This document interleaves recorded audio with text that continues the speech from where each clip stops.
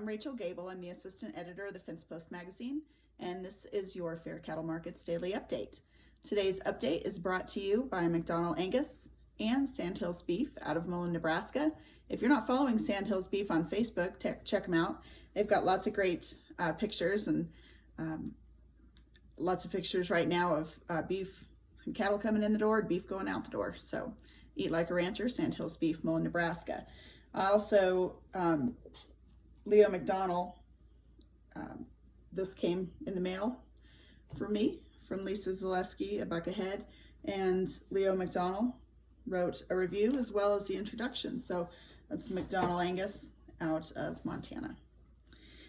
We had a lot of ag news today, so we'll get to it. The Senators Tester and Grassley introduced a 5014 bill in the U.S. Senate today. What this basically does is requires any U.S. meat processing facility that slaughters over 125,000 head of cattle each year to purchase 50% of their cattle on the spot market and get them to the rail within 14 days. Brooke Miller of the United States Cattlemen's Association commended Grassley and said, we commend Senator Grassley for continuing to champion legislation that seeks to strengthen the U.S. cattle producers' bottom line. This legislation, the 5014 or spot market bill, follows legislation already supported by USCA, the Cattle Market Transparency Act of 2021, introduced by Senator Dub Fisher of Nebraska. The two bills, while different, both focus on necessary changes and enhancements to the cattle marketplace. USCA supports both pieces of legislation and will be working with both offices to see it forward. The NCBA, however, Vice President of Government Affairs Ethan Lane said that this is not the right solution.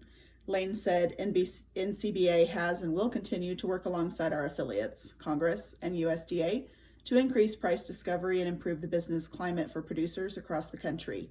However, simply put, Senator Grassley's bill misses the mark.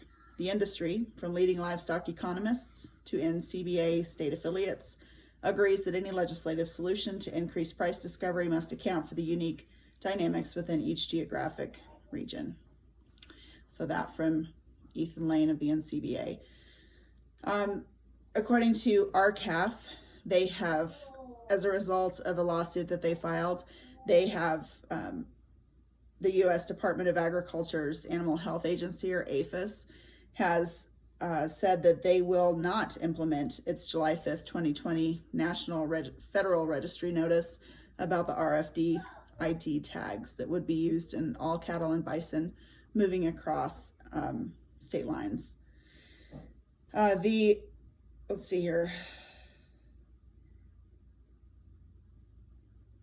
Bill Bullard, CEO of RCAF, said today's announcement is good news for U.S. cattle producers, as it means the impending threat of a costly RFID mandate is now removed. But we must not stop defending the rights of producers, because it's clear the agency fully intends to continue efforts to force this costly mandate upon America's independent cattle producers. That from Bill Bullard.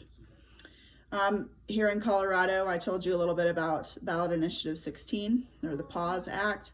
The Coalition of Ag Leaders did form, and today they filed for rehearing in front of the title board.